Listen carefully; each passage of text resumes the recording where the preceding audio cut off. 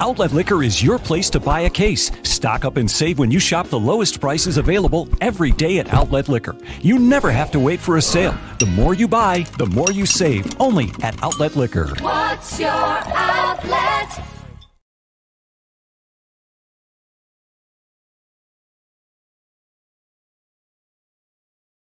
Folks, welcome back to the show where it's not wrestling with your budget.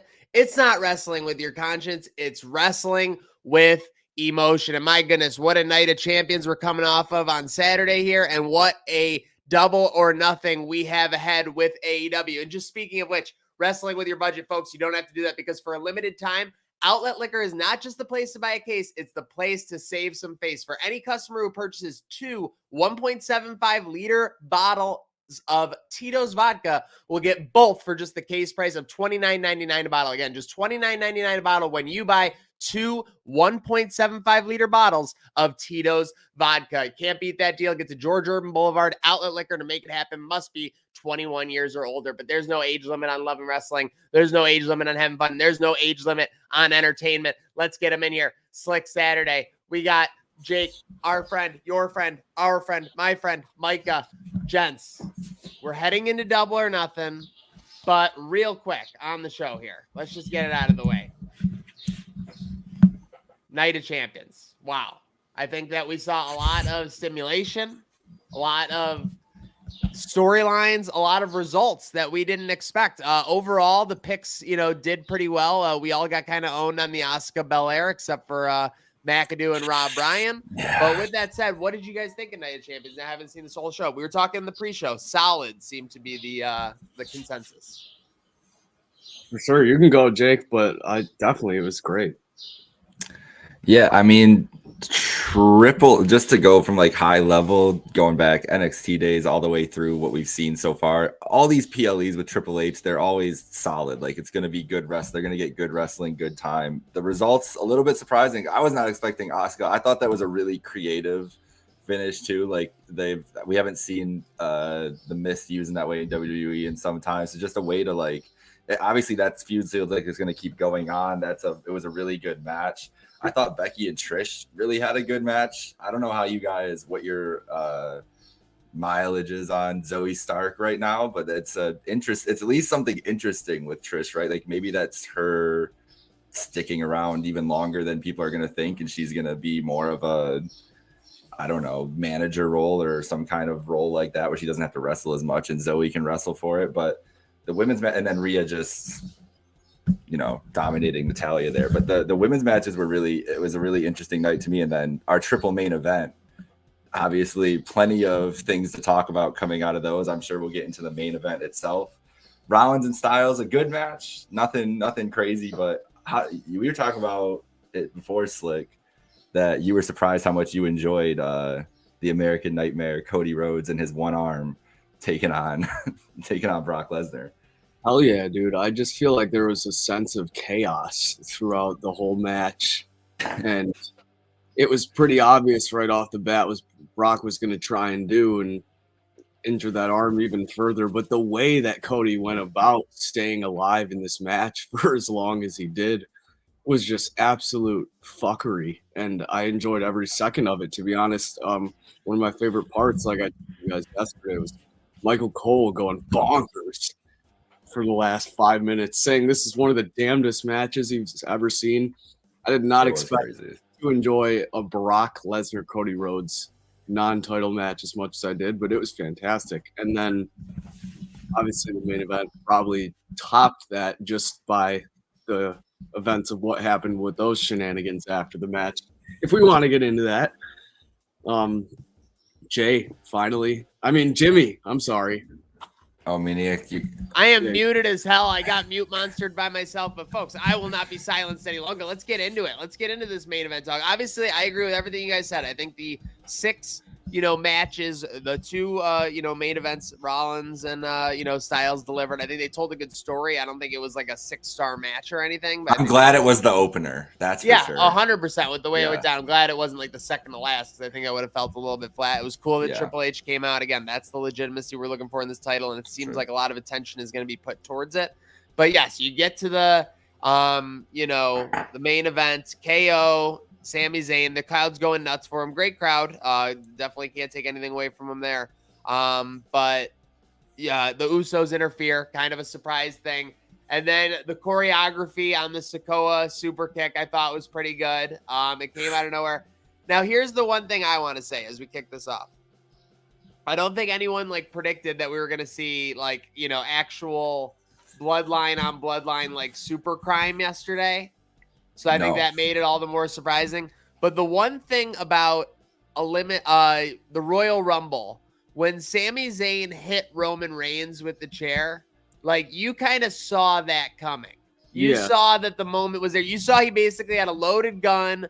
Roman's back was turned up. Was waiting. The way they did the camera work yesterday was Roman was kind of zoomed in, right on Jay, pushing him in the head. And when Roman turned around, Jimmy's super kick was a legitimate jump scare. That wasn't you saw that coming. It was holy fuck. What the hell just happened? And the look, from the way that Jimmy sold the first one with kind of being overwhelmed, and you could it looked like his heart was beating out of his chest, to telling Jay, you should have done, this is the storytelling we were looking for the whole time. We were talking about whether they would pull the trigger and actually go back 18 months, 24 months with this storytelling. And it seems like they are. And my goodness, if this leads down the road to, Usos versus Sikoa and Reigns, if it leads to a Jay Uso versus, finally turning on Jimmy, because obviously Jay is still the one who's got a little bit of the Stockholm syndrome. He was the first one in with the match. He was the first one at the beating. He was the one who was kind of, Roman said, Jimmy kind of came in to protect Jay in the whole picture when you look back at it. And it kind of was weird because, Jay had the chip on his shoulder when it came to Sammy. There were the issues there. But at the end of the day, Jimmy seems to be the one with the clear mind. What the hell are you letting this guy do at the end of the day? And Jay still seems a little bit it looked like there was ice in his veins? Not in a weird way. It looks like he's frozen. Literally when Jimmy did that yesterday. And Jimmy got him out of there. He's like, we gotta go, dude. Yeah, you realize what I just did? I love how they were standing on the ramp for so long. That made it even better. But dude, I think just as good as that moment when it happened, like you said, the jump scare. We were all still processing it and what they're saying to each other. And then he's like, yo, fucking come, we ball. And then you super kicked him again, dude. And that's when I really lost it. I was like, let's go. Oh, my God. I think the crowd had a similar reaction on the second one. It just it felt like I got boosted with an energy shot. It was nuts. And I will rewatch that a few times, but I was very hyped when he hit him with that second super kick, dude. Pure adrenaline as far as the bloodline's going. Yeah. I'm surprised, I as a performer, Paul Heyman kind of let them have the moment. He just kind of stood there shocked. I think in character, maybe if there would have been some yelling or something like that, I would have liked there's something. But yeah, it goes down. It goes down literally. I don't want to pass on the back, and it wouldn't take. It wasn't a miracle pick or anything, but it went down exactly the way we predicted. KO Zania retains with some absolute lunacy, and Solo takes the pin. It was the only way. Truly that match could have happened. They super kicked their little brother, man. I know. That is going to be tough. It's tough. It's not great. Not great. How many times though? Just the ending shot. I love that you mentioned the camera work right at the beginning, Maniac, because it's stuff that WWE, we're gonna talk about all the great things AEW can do, but that was a singularly WWE segment with the camera work and just everything going on, the spectacle and everything. The shot at the end though of Roman, he's off on the side camera and you see Zayn and Owens and how he go off holding their titles, staring at him from the ring, and Sammy's yelling, talking shit, whatever he's saying. And how many times in the last 4 years have we watched the PLE go off the air with Roman walking away looking pissed? It has not happened any times, once or twice. Like legitimately barely ever happened. That's the craziest thing to me and they made it, they hung on it watching Roman leave and do that because they want us to be like, holy shit, like Roman's leaving and it's everybody's pissed. He just got super kicked and lost the title match. Like that's what happened yesterday. When you boil it down to it, that's seas are changing a little bit, at least just a little, at least a little rocky. It does feel surreal for sure to see that ending. Go on, Slick. I was just saying yesterday as a whole, unbelievable. Seriously, again, solid show from WWE. And here's the thing. I mean, Crown Jewel, some of those other ones that have been in Saudi Arabia, a lot of those just had no consequences. Like things would happen at those shows where you could just miss them completely and, you know, you wouldn't really be missing anything. But man, we were really drinking in all that change yesterday and all the storyline movement. And I mean, even seeing like Trish, you know, beat Becky, even with the nonsense from Zoe, like you said, was a little bit crazy. So I love the crazy, love the swerves. And if I look at the picks, as we'll get into those in a little bit, you can tell WWE is definitely getting a little tougher to predict as we roll along. Oh, that's good. So with that said, let's go into our all elite wrestling talk. Again, it really doesn't get a more exciting time to be a wrestling fan. I mean, when you look at all the movement that's occurred within WWE within the last year, and you look what's happening with AEW right now as they're expanding massively to a Saturday night show and much more. Again, very exciting to be, not to mention all the other programs and all the other, you know, bookings. How about the fact that NXT Battleground is tonight too at 8 o'clock? I know. Like, I hate to say it. I'm AEW. like, It's you know, it's just, yeah. Again, no better time to be a wrestling fan than right now if you wanted to be, I'd say. Yes, in the last what, 20, 30 years? Yeah, it's the golden age for right now. Like, and it's only going up at this point. We got all the rest. This is the kickoff. This is what this show is as interesting as anything else, Double or Nothing, because you can say whatever about the build up to all this, but we know it's a kickoff to their biggest summer, literally in company history, and could be a moment. We know that All In show is going to be a changing moment in some way. Wrestling history, yeah. So this is the kickoff to it. I'm sure that there are some cards up their sleeve, no pun intended, on this event tonight. Yeah, I most agree. definitely. I think they're gonna pull some shit that no one's gonna really see coming. Like Seth Rollins showing up after he was wearing his Jaguars gear. Is that the real Forbidden Door? That is, I mean, if Seth Rollins walks in with Big Gold B, I will give away someone Max wins. $500. Max wins the match. He's out there, and then all of a sudden you just hear. Everyone that watches this, dude. Seriously, unreal. We got some great comments from our guy Gatesy. Jeff Jarrett has revolutionized the wrestling industry in 2023. And before we get into our AEW storylines that we like, before we get into you know, some collision predictions, real quick, as a Double or Nothing prediction show, what match are you guys most excited for besides Anarchy in the Arena? Just because I feel like that's such a wild card. I think I have to go with the obvious with the main event because I think a lot of people are overlooking it and how these guys have been. A lot of people have been saying none of them besides MJF are ready for that world title picture. I think it's great to give them this spot now when they don't really have a bona fide store to go right to with MJF. You know, Adam Cole just came back in, if that's who's next in line. But I think this is great for those other three guys to get a feel for it. And we obviously know what they're capable of in the ring. And that's what's getting showcased tonight. We're not having a promo battle between the pillars tonight. We're having a wrestling match. And we know all these guys can go. And I think it's going to be chaos. All four of them in the ring and what they're capable of. Showing off the young homegrown talent of AEW. That's really what they're doing at this main event. They're taking a risk, and I think it's going to work out for them after tonight. It's been criticized, but I'm looking forward to that match a lot. Yeah, I think in ring especially, it's gonna, like you said, those guys can all deliver, and they know what they have. They know the opportunity they have tonight too. So I think they're gonna ball out. Jericho Cole, if we're talking about besides Anarchy in the Arena in that match, because that's also gonna just end up as like JAS versus Cole, Roddy, Sabu, whoever else Adam Cole brings in to help him in this battle going on tonight. Like I just imagining that unsanctioned match is not going to be straight up Cole Jericho. It's going to be a bunch of chaos, and we'll see what happens. Cole Jericho doesn't usually lose a lot, but he's been losing a lot more the last year, and Cole definitely feels like he's ripe for a win here, and hopefully that's the case. Real quick, and I'm not going to dwell on this because you're talking about Jericho losing a lot in last year. Was the decision to lose to Action Andretti a misstep? I think he just wanted to be like, look at me, guys, I'm helping the business. That might have been I'm going to help the business move for sure. But it was around that time we were hearing about a certain somebody else dedication to the wrestling business, and then Jericho doubling down on his. So, it might just be interesting like point there. I didn't think of it that way. Yeah. Oh my gosh. I thought. But hey, let's get into it, guys. On the AEW side of things, let's keep the Elite out of it because we got a little bit talk there on the side. But what is your favorite thing in the AEW world of wrestling right now?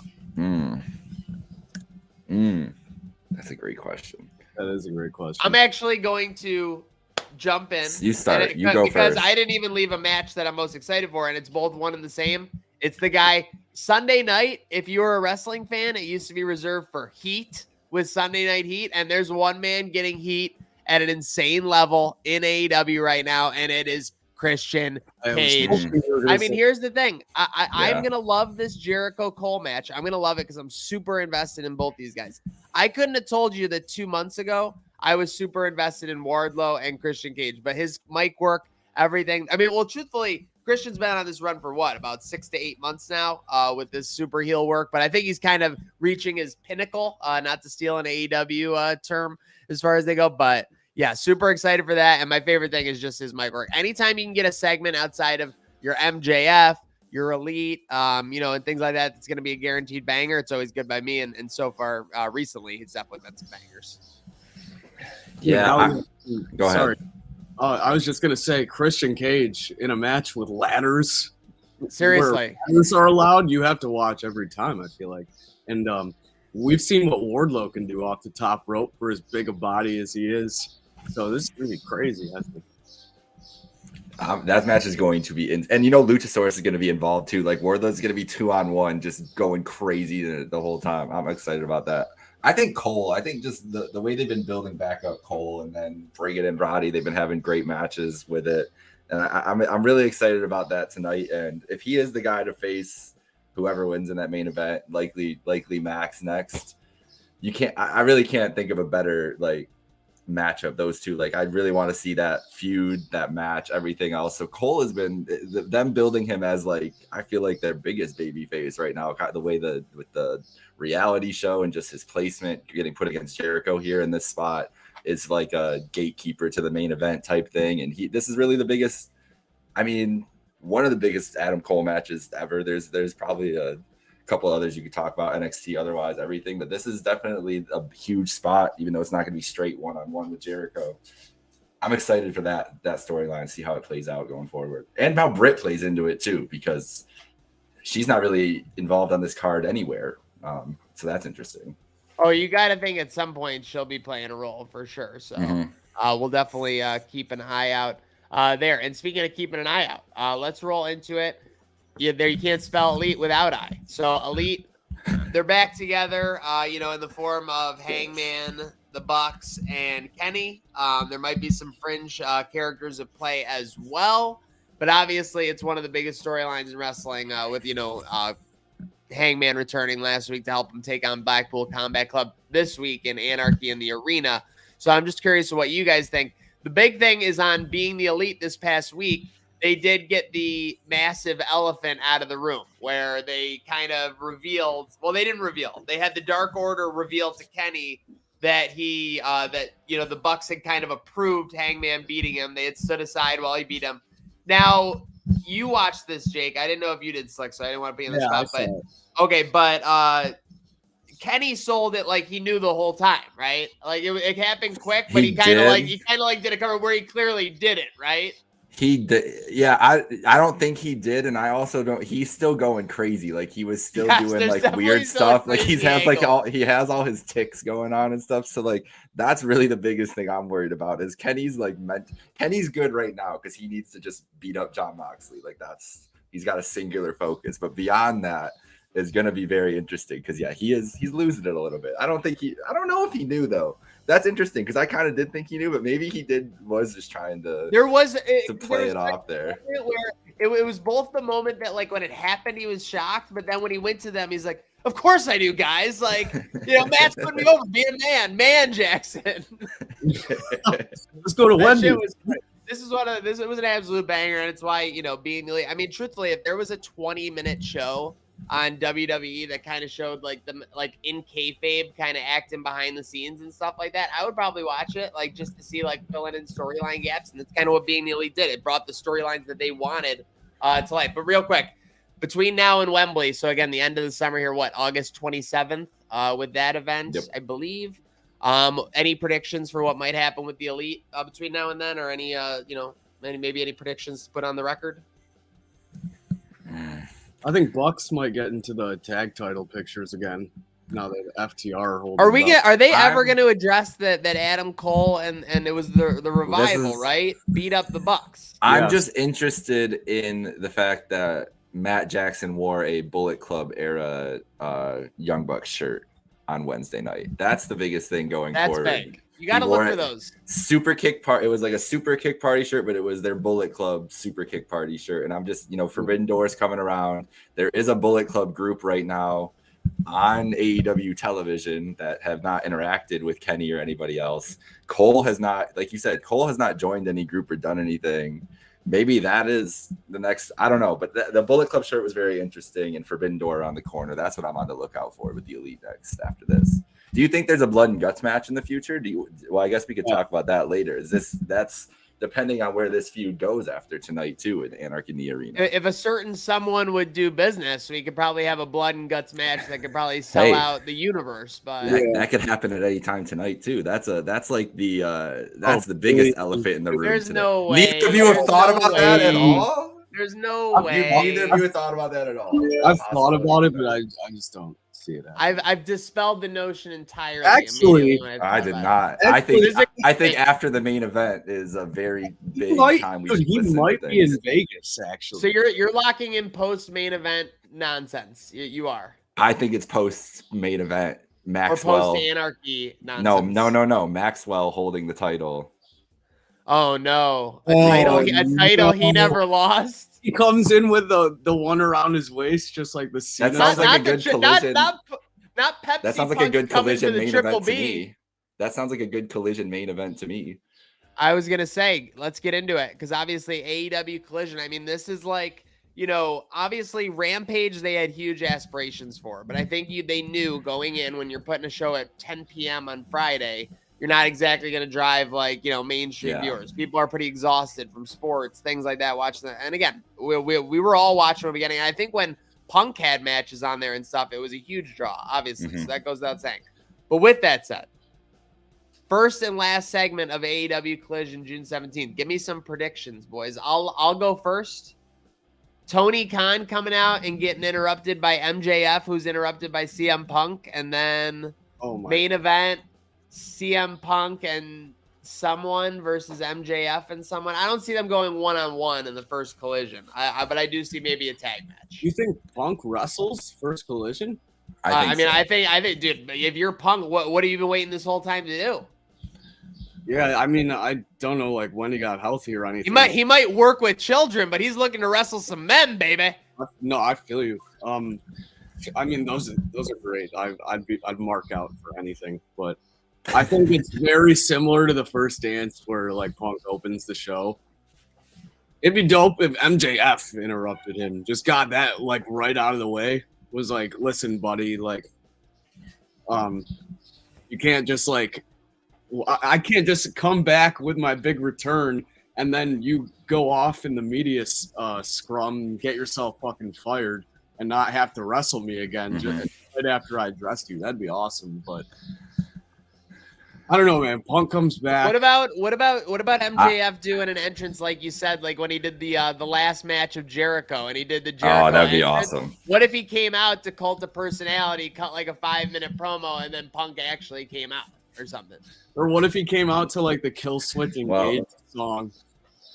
I think this is all happening tonight, anyways, and then we're building to this. Tonight, I'm gonna lose. And then the main event is going to be this match, and then I think Max is going to win pretty easily because there's no way Punk should realistically come back and compete with Max, and that's the flip on it.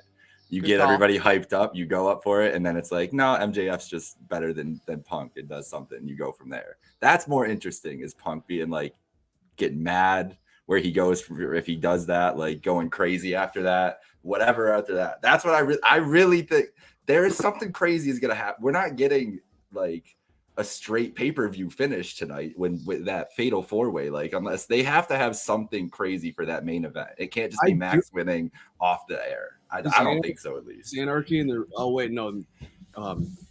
titles the main event. Dude, I do believe though that something very spontaneous is probably going to happen tonight because like the build for this pay-per-view has just felt like very normal. Mm-hmm. You know what I mean? Like there's like not one of those AEW pay-per-views where I'm like, oh, like this shit's about to. And just think of the shows in the next like 3 months, they've got the Collision debut and all these Collision shows that they're going to want to have good card, like solid cards on, obviously, to establish the show. You got Forbidden Door, you have the build to All In, you have All Out, you have your summer stuff like Fighter Fest and those bigger week shows that you've established that are like you put good cards on and everything. So there's a lot to bite off of. They could jump right to one of his big matches, get that out of, because that's like one plot thread they have. Like, how could you not address that right away? Right? How could that not be his first thing that he would think about right away? In my mind, mean, I agree. If they're not going to address the meta part of it, that's the first thing he should be worried about. I agree, but like we pointed out earlier, like Adam Cole's come back, and we haven't had one sign of him like going after the Bucks after the way that ended. So. That's very true. Seriously, I think that is still a loitering situation. This AEW does not go away from storylines. They've all been dealing with separate stuff, whether it was Adam Cole being out indefinitely, the Bucks with their storylines, being champions, things like that. So I'm very interested to see where this will go from here. But speaking of where this will go from here, let's get into it, gents. Let's start off our AEW Double or Nothing predictions. Again, so Double or Nothing, I kind of forgot. This is the OG of AEW pay-per-views. They kind of view this as their main one. So I think that does lend some legitimacy to what you said, Micah, that Tony might be wanting to pop off the fireworks early and often tonight. And let's see if they'll do that on the pre-show with Ethan Page. Are we going to get many men on the entrance here? Because that would be worth the pre-show alone. With Austin and Colton Gunn versus the Hardys and Hook. Goes without saying, I think, and everyone in this chat would probably agree. Amazing to see Jeff Hardy back on TV, back at wrestling. Obviously, you want him to be well. You want him to be in a great mental state and everything like that. But our wrestling and our programming is much better when he's on there and a part of it. With that said, let's go. What do you got have for prediction in this one, guys? The Guns and Ethan Page versus the Hardys and Hook.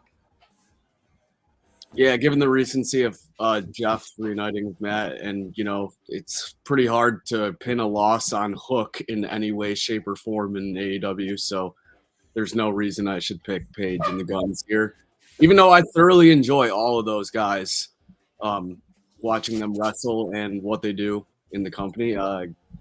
We go with the Hardys and Hook. Is there something with Ethan Page's contract? Does Matt Hardy own Page's contract if they win too? I think you are correct.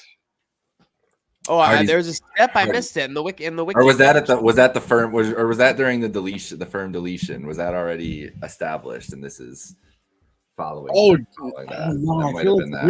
feel like there is a step to this. There might be a little something. Oh, if the Hardys and Hook win, Matt Hardy will own Ethan Page's contract. Okay, so now this is great long-term storytelling from Matt Hardy because he's been trying to get pieces of people's contracts and things like that. Yeah, didn't he want like Hangman Page's quarterly pay or something like for a match? Yeah, they fought for his first quarter earnings. It was amazing. Like that's the shit I'm talking about. That is why and if you haven't seen it behind the scenes, folks, in our chat. Rob Ryan is slowly becoming All Elite as well because some of the All Elite storylines are just so real, so funny, and so entertaining. But obviously, we have the Hardys in a sweep, gents. Yes. I believe so. Very cool to see. But real quick, so we're through the pre-show, and we will get on to the main show picks real quickly. But first, we've got to update our standings. Partham leading the way. Oh, Not too surprising there. Obviously, Partham leading the way at 80%. Ernie and Slick and myself just behind him in the 70s. Rob, Ryan, Dwayne, and then this is where it gets a little ugly. McAdoo, Yeah, that's not good. Micah, and now unofficial, we do have Tisha P, one of our new panel members, at 79.1%. And then, but I mean, the Micah fam, what's going on? Can we I talk, can get some Micah? picks here.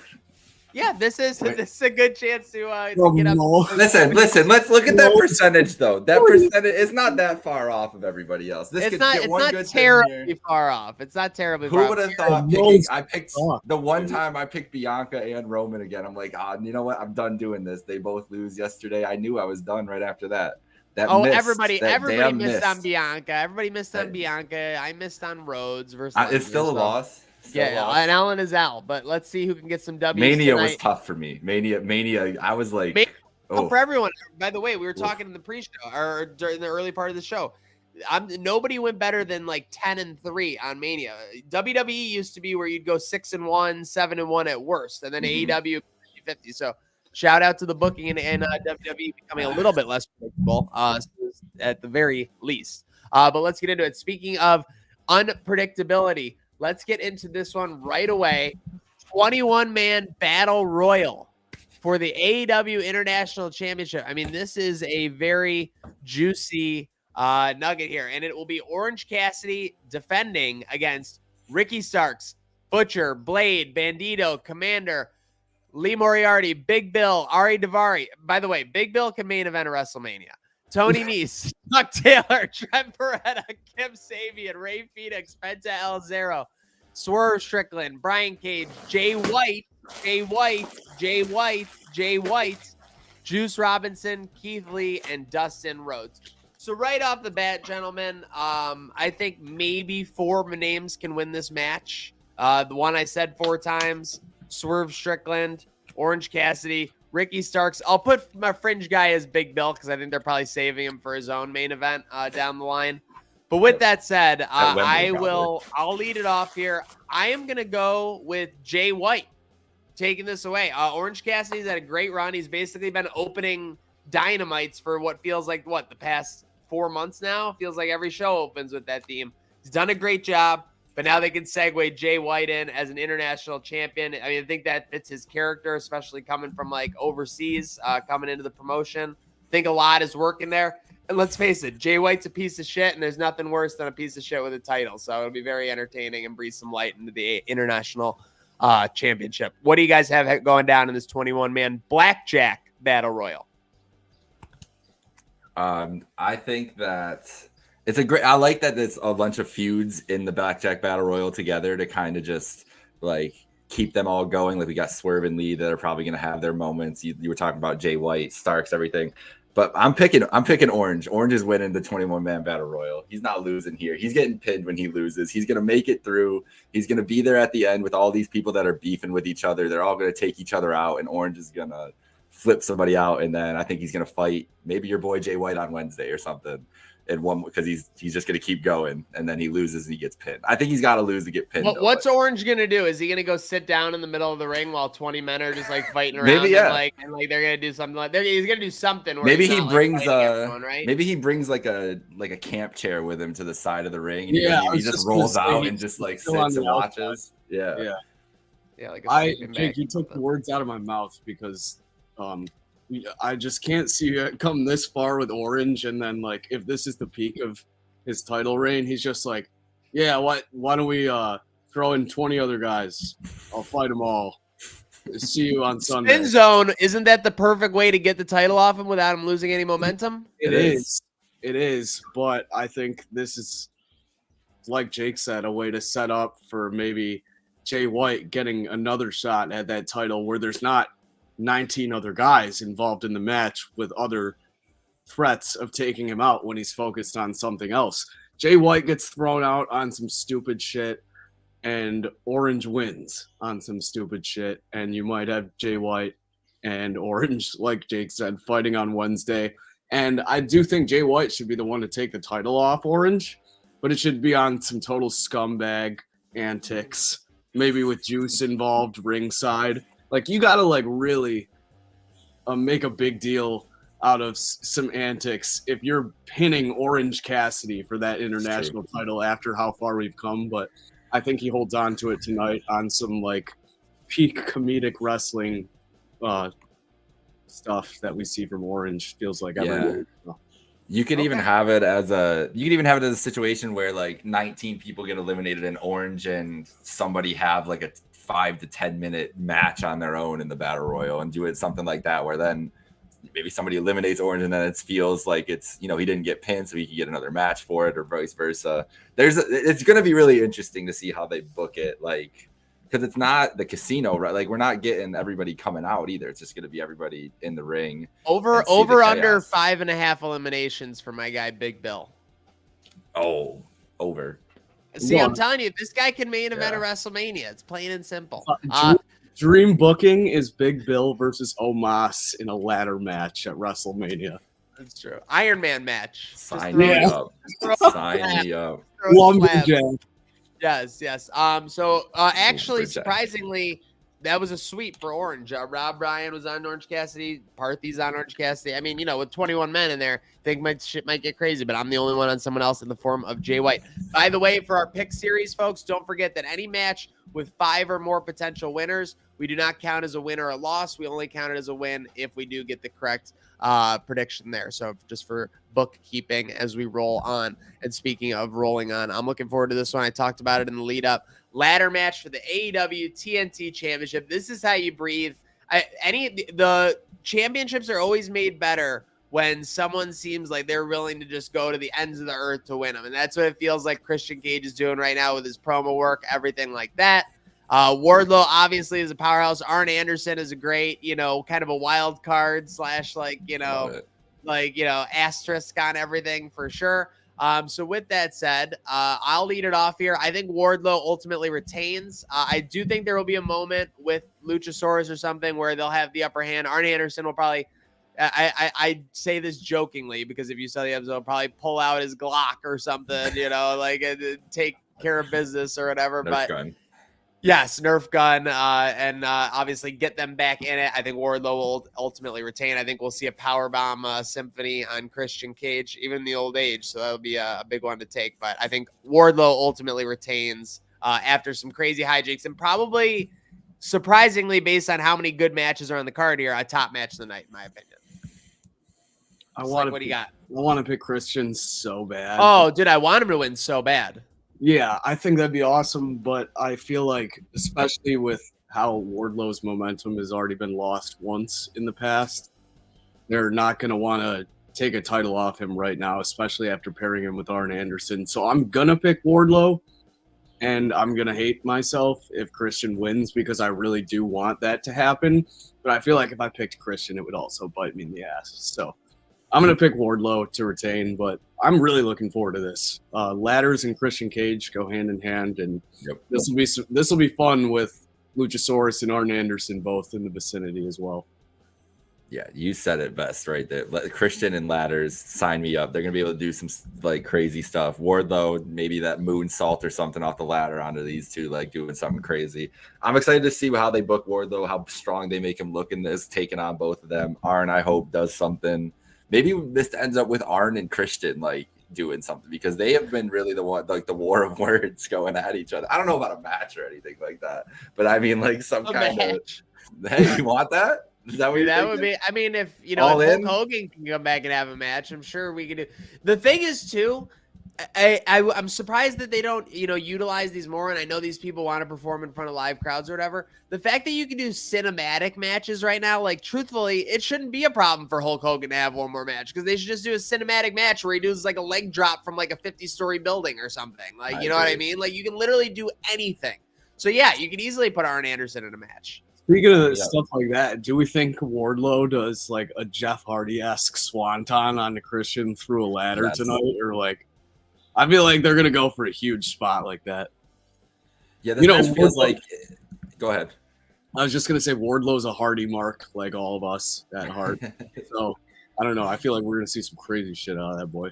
Storyline wise, if you did put the belt on Christian, you could do kind of a a trampoline up. You could have them have a great match, and then Wardlow in storyline could go after an old friend of his who happens to be holding onto some hardware as well. That would be a good that you could work there. So very interesting. But Mikey, you're on Wardlow, right? Yeah. Okay, got you. Just wanted to confirm. All right, we are moving along. Speaking of moving along, this championship reign has been moving along amazingly. I couldn't believe my ears when I heard Tony Schiavone say our best women's champion of the past 4 years. I thought my ears were betraying me, but it's Jamie Hayter looking to defend against Tony Storm. Tony Storm has been, it's kind of like a Darren Sproles, like just kind of in some matches, it's like she could be a world beater. And then in some matches, like I don't really notice her as much. So it's kind of tough for me to, kind of figure out exactly what her vibe is going on. I think the Jamie Hayter continue. They maybe have a good match, but Jamie Hayter rolls on with the victory here. What do you got, Micah? Jamie might be hurt. So if that might influence your picks. That's a rumor. That's a rumor. I was on SRS saying that he thinks she's banged up and thinks winds of change are coming in the women's division. That's all I've heard in my head all week after the Dynamite post show. So I'm picking Tony Storm, and I think there might be. I'm worried about some Tony Storm, Saraya, Outcasts title swapping chaos by the way that they were mentioning that. And the other thing to keep in mind with an injury is that, AEW typically does pay-per-views quarterly, so an injury wouldn't necessarily be the biggest thing. You can keep her off of TV for a couple weeks, but they have Forbidden Door in a month. So that's going to be thrown in, and they obviously need the AEW Women's Champion in action there. So, that's foreboding for my hater pick, but what do you got, Slick? This is a classic Ashes matchup. We got Australian on English crime, and I couldn't get more of it, but I'm going to go against my kinfolk, dude. Jamie Hayter, dominant ass champion. This is a rematch. I don't see Tony just getting the belt back from her after Jamie took it off. They had a banger of a match the first time, by the way. I really enjoyed that. And, but Jamie's just so impressive, like level. Do you guys think that Hayter's the best champion they've had to date now? I mean, I'm sorry. Britt Baker was on fire. I was going to say still Britt. No. Yeah, like Britt too. Yeah, she was coming out and commanding crowds to the point where CM Punk goes, "You don't even realize you've been replaced by Britt Baker." It's true. Britt is like that was a good point too. Britt's it was absolutely cooking when he said that. Yeah, she's like Becky at this point, where she doesn't need to be in the title picture. And she's going to be the most important thing. 1,000%. But yeah, I mean, and maybe it's just Shivani. Obviously, like I truthfully, if they have Storm win, that does kind of vault her up in the rankings there. You do have kind of three main event stars with Britt Baker, Hayter, and then obviously the women's champion Tony Storm. So very interesting to see. It'll be very interesting to see if they make that booking decision. It's like, you got one thing? We have two women's titles on the line tonight.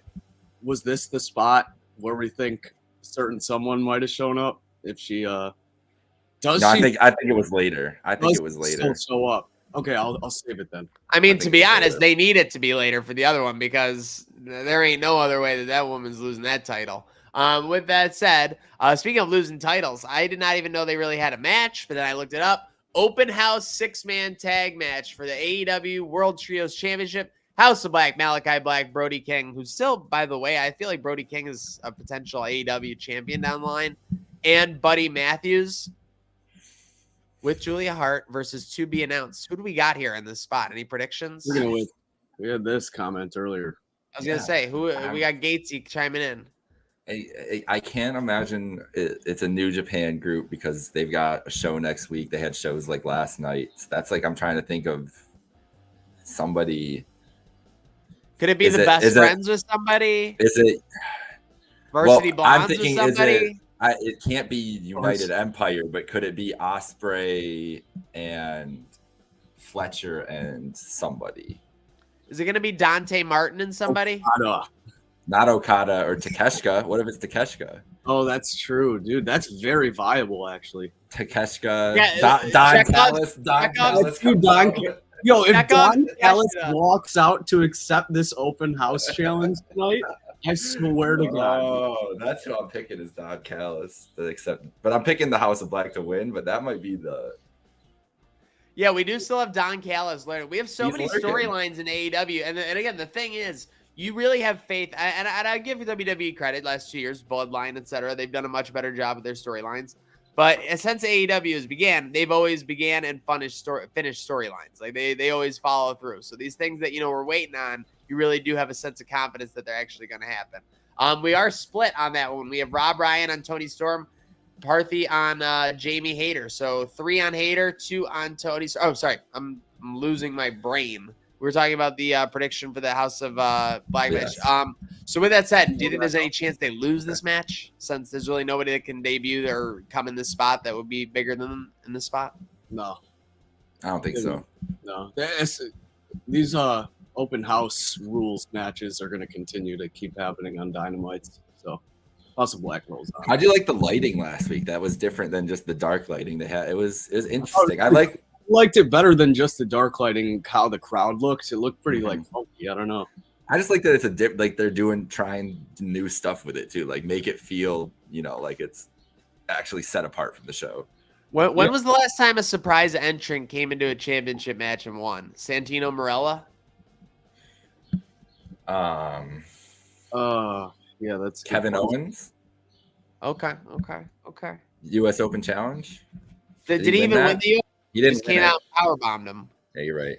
Damn it. Who won? No, somebody won an Open Challenge. I don't know. Oh, what about Paige? Open Challenge. Paige versus AJ for sure. AJ. Okay. Well, that's ironic, seeing as they're on the roster still. Speaking of being on the roster, a lot of people were surprised that this team's still on the roster as of what was happening, a month, 2 months ago. FTR, now the AEW World Tag Team Champions, defending against something I didn't think I would say in mid-2023. My dad, Jeff Jarrett, and Jay Lethal, with Karen Jarrett, Sanjay Dutt, and Satnam Singh. So as anyone knows, I met Jeff Jarrett and Karen Jarrett. They were lovely. They were awesome at Batavia Downs. It was a great time. But with that said, I mean, my goodness, it's crazy that they're in this spot. But obviously, it's a good first defense match for FTR, I guess, after winning it from the Guns, because it's kind of like, you have to imagine that FTR is what? Minus 2,500, minus 5,000 in this match. But there obviously is the looming factor of Mark Briscoe serving as the special guest referee. So that's kind of how they're giving a little juice to this match, because otherwise you really wouldn't think that Jarrett or Jay have a chance, right? Yeah, and dude, I want them to. That's the funny thing. I kind of want Jeff Jarrett to have the tag belt strapped on him for even if it's just a couple. Oh, it'd be hysterical. Yeah, it'd be amazing. But I don't know. I think Mark Briscoe's going to come too. I think that was kind of a show where he came out and slapped Cash and Dax, but slapped everyone pretty much except Lethal. I think FTR hangs on to these just because I can't see them winning and then this soon dropping to Jeff Jarrett of all people. Although I really want it to happen, I'm gonna pick FTR. Yeah, the heart wants Jarrett and Lethal. It really does, but it's going to be FTR moving on. But this should be it should be fun. This is going to be a chaotic mess of a match, I'm sure. Yeah, I mean, I think there's going to be 2 to 4 spots where you're like, holy shit, are they actually going to do it? And Jarrett will be beside himself that they didn't get the 3 count, of course. Okay. We are narrowing down. We have 4 matches left on the card. Let's see if we can find it. Okay. One that Slick has a particular interest in. Jade Cargill versus Taya Valkyrie. What are you laughing at, Micah? Nothing. Slick's face on my computer snuck out. He froze in a very... It was great. It was perfect, yeah. Now, with that said, any chance that we see anything of a title change here? No, I'm not going to pick it. At what point does Jade surpass Goldberg? She already has. But I feel like she already has 2. There's no chance she loses in it. So can the Forbidden Door match be Willow and Jade, and Willow beats Jade for both titles at this point? If it was going to be Mercedes, just do it with Willow. That's where I was going earlier. If anyone else was paying attention, yeah, of course, paying attention. If she's got a hurt ankle, can she still just come out on the stage? Show up. Why not? Yeah, I think the play, if you're going to do that, I mean, let's face it, nobody's worried about the title change. You have Jade retain in 3 minutes or whatever. She says she's gonna take the time to have like a big celebration or something, and then you hear the cash drawer. Yeah. I think. I mean, and why she's not? pissed. Right? All you need to do is literally just come out, do the rings, like steal the moment. All you have to do is steal the moment. Like you don't have to go face her down or anything like that. She doesn't have to say anything. They can 100%. let Excalibur. Nothing. Excalibur can do all. Is like take the shades off, show the rings. 100% does not When have she to do gets anything. healthy, we know something like literally just something like that. Or I can't imagine. I still feel like that one segment that they were doing with Paige, like when they formed Saraya, I'm sorry, when they formed the Outcasts and they were doing the mystery partner, I still feel like that was meant for Mercedes. And Tony Khan was just like, all right, people are on to me. I'm sure she could wait. She's got a couple more New Japan dates. You think Tony Khan dodged the dirt sheets? Yeah. You probably still think Wyndham was the Joker in 2021. Get out of here. Hear me out. He's like, we'll save it for Forbidden Door. And here she is in what was it, like San Jose last weekend for Resurgence. She's there, hurts her ankle. Las Vegas is a couple hours away. If I'm Tony and I've had this planned for so long, I'm like, Mercedes, like, I understand, but can you just please walk on the stage? Like, just keep the agreement that you're just going to show face. Like, this is going to be a huge moment. Like, we don't need you to run on down there or anything. Yes. Just show your face. It does feel like the women's division before ahead of Forbidden Door and All In could use just that little like tease. It could. Wouldn't hurt. Oh, I mean, they're building it up. They're building it up. Just the comments the other day saying like only me and Mercedes know what was planned or whatever is just So there was a plan. Yeah. Yeah, exactly. It's like, why would you ditch the plan just because of an ankle? Come on. Come on. And the thing is, finish the story. Finish the story. And we know how closely they work with New Japan and everything too. The title was literally created to go on her. Like, speaking of finishing the story, again, we're all on Jade, we're all on FTR. So we've had some sweeps recently. House of Black, FTR, Jade, we all think will be sweeping. And getting into it. Speaking of finishing the story, Adam Cole versus Chris Jericho. Very cool story. The way they did this, obviously, Adam Cole had his big, return match against Daniel Garcia. For just a return match, gets like confetti and all this shit, and just completely over the top, which is good. And you could tell Jericho was pissed. And yeah, Jericho exacted their revenge. They kind of took it out. They made Adam Cole look like a coward. That's this whole kind of thing. They're not like actually, doing anything like crazy, just trying to make Adam playing mind games with Adam Cole essentially. And they got him in a box here. Adam Cole so furious that he wants an unsanctioned match against Chris Jericho. I mean, you got to imagine that this is going to be nonsense, right? Yeah. This could be, to me, this could almost be like a mini Anarchy in the Arena type match. So with that said, I think that ultimately Adam Cole is going to win. Jericho is on his tour of, putting people over, or at least doing what's best for the business for sure. And right now that's Adam Cole getting a win. Jericho, truthfully, could probably lose for 2 years straight, and he would still be getting people singing his theme song and still be drawn into his demo god self. So nothing to worry about there. Slick, what do you got in this match? What are you seeing happening?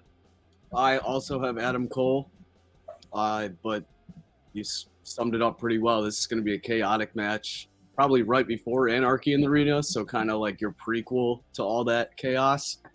And I think we're going to get a lot of great spots here, including like a funny ass Brit spot, whether she like kicks Chris in the nuts or something. I don't know, but the crowd's gonna pop for it. It's gonna be awesome. Obviously, we know JAS will be there. Maybe some Brit and Anna JAS stuff. Who knows? A lot of weapons also. Ty too. Ty could be around. If she's not with Sammy. For sure. She hasn't been coming out with him. Maybe so. Daniel Garcia will do his little dance. And but Adam Cole's the funky little dance. Amazing dance. Adam, it makes me proud to be from Buffalo. It really does. I wish I could dance like that. Adam Cole's gonna win though. Okay.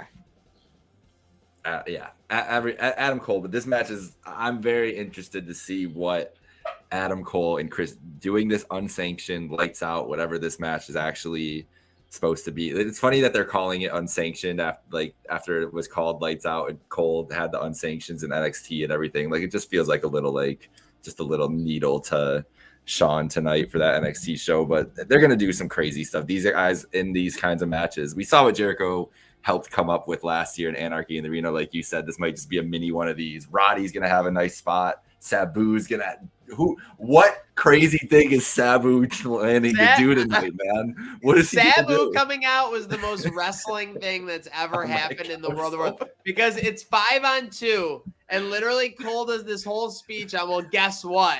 We got this guy. And Sabu does the slowest entrance of all time with like his poses and everything. And it's still 5-on-3. They could have just whooped their asses right then. Like, but for some reason they act like Sabu coming was like God, like parting the seas. Moses parting the Can you imagine they did just beat their ass right there? They're like, that would have been hysterical. That would have been so funny. Oh, hold up, though. Sabu.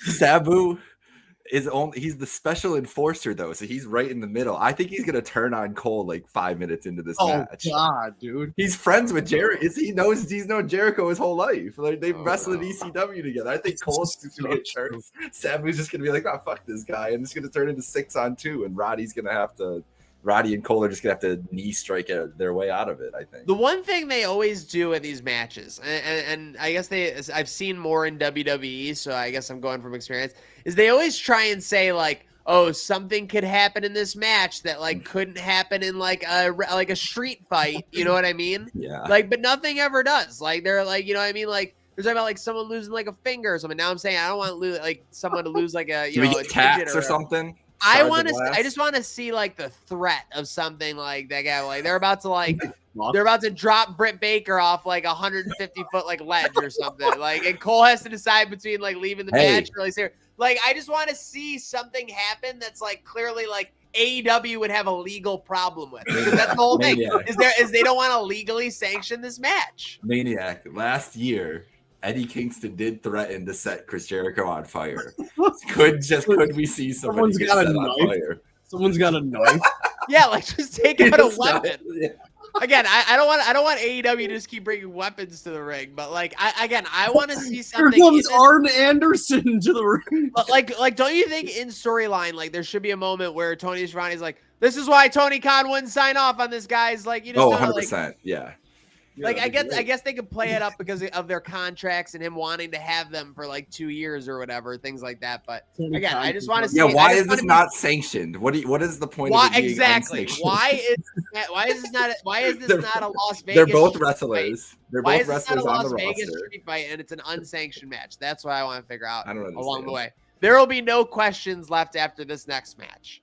Anarchy in the Arena. Blackpool Combat Club. Danielson, Moxley, Castagnoli, and Yuta against the Elite, Omega, Jacksons, and Page. Is this going to be pre-recorded or live? Live. Okay, so they're going to start in like the ring or something. I think exactly like last year. I think exactly what we got. Backstage and make their way out or something. Okay, was the one they did at Jacksonville Jaguars Stadium pre-recorded? Was that pre-recorded? Yes. Yeah. Okay. So that's not gonna be okay. So it's gonna be okay. Cool. Because I was gonna say, I mean, Stadium Stampede was an absolute spot fest, but yeah. I mean, I think this will be insane. I think Danielson and Moxley kind of dream about this situation, basically having like just bodies on bodies, being able to do whatever they want. The Elite, the same. A lot of creativity there. You know, these guys are just shooting through ideas when they're together 24/7. With that said, let's go Micah, Slick, and me. What do you guys got going on? By the way, Parthy is on the Black Bull Combat Club, and Rob Ryan is on the Elite. Do you guys think that let's play Carry On Wayward Son the whole time, like they played Wild Thing last year? That's what I'm really looking forward to. Talking about the big things here. It's a good song to loop. 6 minutes. It's got some length to it. It'd be fun. Does Justin say shits about it hit the fan? I hope so. That's great. Yeah, I think so too. That was great. This is going to be – I have such high expectations for this match that it might not be fair even to my expectations to these wrestlers, but I honestly think they're going to reach it.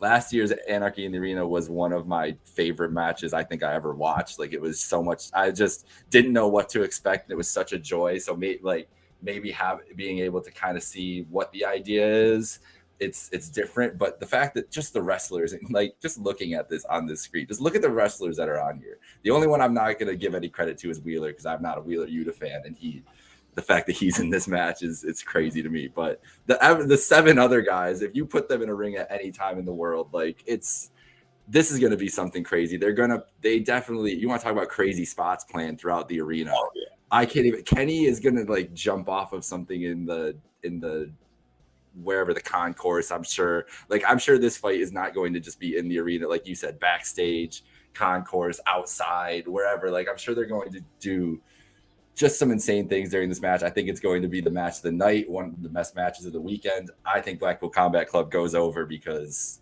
they're fighting a bunch of amateurs, I guess. Wow. I just can't pick against the Elite. I think this is too big of a moment for people that don't understand. Like, this is a big deal. This is a long time coming. And you don't just have Hangman Page coming to back up his old boys with a broom wrapped in barbed wire to then go on to lose at Anarchy in the Arena. We're going to see a lot of blood. Let me tell you that much. Y'all are out there over under how many 4.5 minutes till Moxley's bleeding. If y'all are out there complaining about Moxley's blood on the timeline, just turn this match off, because you are not going to like it.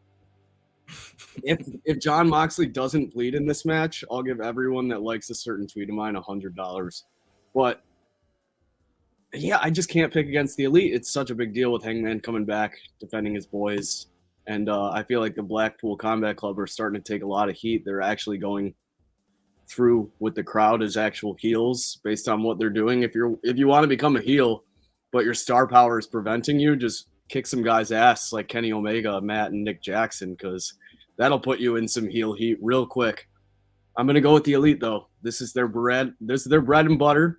And this match is going to be crazy. Yeah, I do like the way that, I mean, if there's one team that's really causing anarchy between these two, it's been the Blackpool Combat Club, attacking everyone, kind of causing chaos.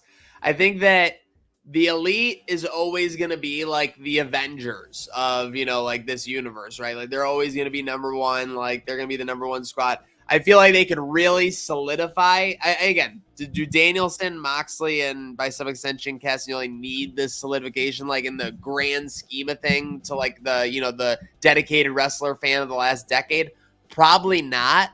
But for the fact that they're in like year 5 of AEW or whatever, and like this is the trajectory they're on, I feel like this could really solidify the Blackpool Combat Club as, like, for lack of a better term, the top guys, as far as factions go, and kind of solidify them up there with the Elite. I think if they lose, it's kind of just like, oh, you attacked a bunch, like you interfered in a bunch of matches and like stuff, like who cares? Like, basically, essentially.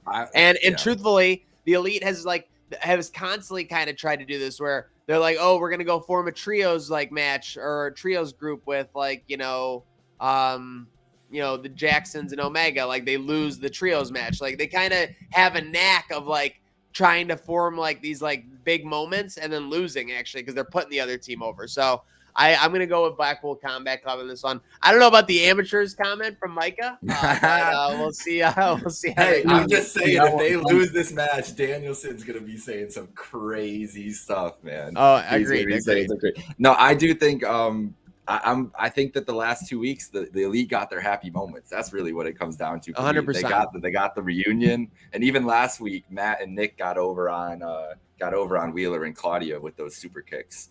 Who knows though? Because they needed to get some comeuppance back after the beatdowns they've been getting. This is going to be so much fun, though. Yeah, it is going to be so much fun. I mean, out of all the matches on the card, I mean, I'm going to have fun with the Jade beatdowns. I'm very interested to see what happens between Hater Storm, and basically every other match across the board. I mean, I'm excited for and pumped up for on this Double or Nothing show. And speaking of comeuppance, speaking of deserving of a beatdown, the reign of terror continues on the path to the contract war of 2024. The 4-way match for the AEW World Championship. It is the Pillars, MJF versus Sammy Guevara versus Darby Allin versus Jungle Boy Jack Perry. This should be an absolute banger. Good opportunity for, maybe like these sides to go 2-on-2 at certain points. Again, I know that they've had fractured, relationships all the way. The dynamic can change I think it's very fluid throughout this match with how things could act and how they could respond. So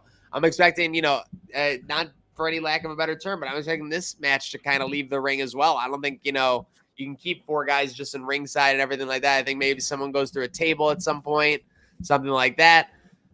Ultimately, unfortunately, the reign will continue of MJF. I do, as this show's gone on, Micah's storyline has definitely, worn on me and definitely grown on me. MJF retains, thinks he has this great triumphant moment at the biggest. It's just like Mercedes with Jade, if you want to do it that way. Thinks he has this great moment. Cult of personality. Ba-na-na-na. That's getting you to watch Dynamite Wednesday. That's of course. For sure. Big time. Say less. Kind of what I touched on earlier. This is a great opportunity for the 3 of these guys not being MJF to get into this main event spotlight before maybe they're going to be in it a lot more often down the line in a couple years, because they're certainly going to be in other title pictures going forward. I just don't think any of them are ready right yet, with the closest being Darby, but even that can't happen for a while. And MJF's so great. I think so highly of him in the ring as well as on the mic. Like he says, he's generational talent and a huge ratings draw. So in order to keep those things aligned, you keep that belt on MJF. Yeah. This match is going to be, I think it's going to be, it could be the best match of the night in ring, even considering Anarchy in the arena. These guys, like we were talking about earlier, anytime they've really been put in this position, all these guys deliver in ring. I think the most interesting thing to me, I'm also picking Max. I think MJF keeps going. I think the more interesting thing is who is challenging him after, or if maybe it's not even just one person. Maybe it's like another where like a lot of people are going to start gunning for him, whatever the title feud looks like afterwards. I think Sammy has been showing his more babyface tendencies clearly, and I think we're going to get that distinction in this match. And I think Jungle Jack is looking a little more on the heel side. If you looked at the end of the show, the end of their segment, Sammy and Darby were the ones in the ring, and Jack and Max were the ones out on the ramp with the heels and faces there. I think that we're going to get that kind of turn and those shifts for those guys, and that would be big shifts for them going forward. You think of how that would impact Sammy and the Appreciation Society. He's been talking about being under Jericho's shadow and not being able to stay up the pace with Darby and stuff like that. And Jack's been getting mad. Could Jack work with MJF? Because that's been the big thing. Remember, Max was asking, like, said we could run this place, all that stuff. So there's a lot of interesting plot threads with the other 3 that I'm way more intrigued about than. And Max is an awesome wrestler, and they're all awesome wrestlers. So it's going to be great in ring. But Sammy Guevara winning the AEW title, but still being in the Jericho Appreciation Society. It'd be like when Ryan Howard went to work in New York City in the office. Went to go work at got the corporate job over Michael Scott. Absolutely. But yeah, so obviously, guys, super excited about the show tonight. Just getting our picks on the screen here. So you see we got 5 sweeps. The Hardys, House of Black, FTR. 6 sweeps. Hardy's, House of Black, FTR, Jade, Cole, and MJF. We're relatively split on the others, though. Only Rob Ryan on Christian, and only me on Jay White there. But we are split on Hater and Storm, and we are split on the Blackpool Combat Club and Elite. And that's why you watch, folks. It's entertaining. It's fun. It's wrestling. Shout out to our panel here on the AEW Double or Nothing Prediction Show, as well as our Night of Champions recap. Mr. Mike on the bottom, Slick to my right, and obviously I'm Maniac, folks. And this has been the show where it's not wrestling with your conscience. It's not wrestling with your budget. It is wrestling with emotion. Scissor me, boys. Scissor me, boys. Oh, yeah.